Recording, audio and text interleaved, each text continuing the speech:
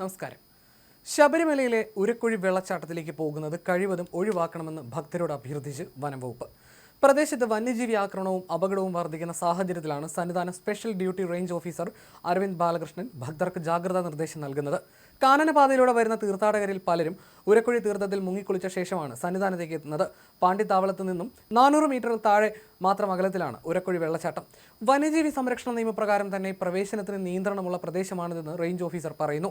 ഉരക്കുഴി ഭാഗത്തേക്ക് ഭക്തർ കടന്നുപോയി അപകടങ്ങൾ വരുന്നത് ഇപ്പോൾ സ്ഥിരമായിരിക്കുകയാണ്. എല്ലാ ദിവസവും സന്ധ്യാസമയമാകുമ്പോഴേക്കും ആനകൾ കൂട്ടത്തോടെ ഈ ഭാഗത്തേക്ക് ഇറങ്ങാറുണ്ട്. കഴിയുന്നതും ഭക്തർ അങ്ങോട്ട് പോകാതിരിക്കാൻ ശ്രദ്ധിക്കണം. വെള്ളച്ചാട്ടത്തിലേക്ക് പോകുന്ന വഴി ചരിഞ്ഞതും ഭക്തർ വീണു കഴിഞ്ഞാൽ ഗുരുതരമായി പരിക്കേൽക്കാൻ സാധ്യതയുണ്ട്. തീർത്ഥാടകരുടെ സുരക്ഷയാണ് പ്രധാനമെന്നും നിർദ്ദേശം പാലിച്ച് എല്ലാവരും സഹകരിക്കണമെന്നും അരവിന്ദ് ബാലകൃഷ്ണൻ കൂട്ടിച്ചേർത്തു. ഞാൻ അരവിന്ദ് ബാലകൃഷ്ണൻ, സന്നിധാന സ്പെഷ്യൽ ഡ്യൂട്ടി റേഞ്ച് ഓഫീസറാണ് വനംവകുപ്പിൻ്റെ. ഉരക്കുഴി ഭാഗത്തെ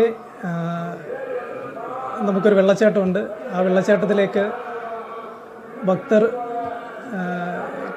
കടന്നുപോയി അപകടങ്ങൾ വരുന്നത് ഇപ്പോൾ സ്ഥിരമായിരിക്കുകയാണ്.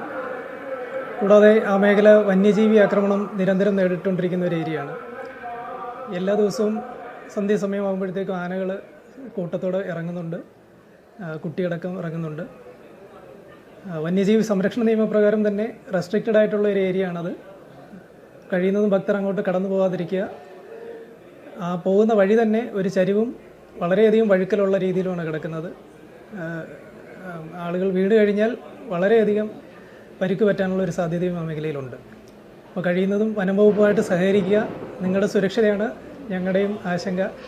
അപ്പോൾ അതിന് സഹകരിച്ച് എല്ലാവരും ഈ നിർദ്ദേശം പാലിക്കണമെന്ന് അഭ്യർത്ഥിച്ചുകൊള്ളുന്നു.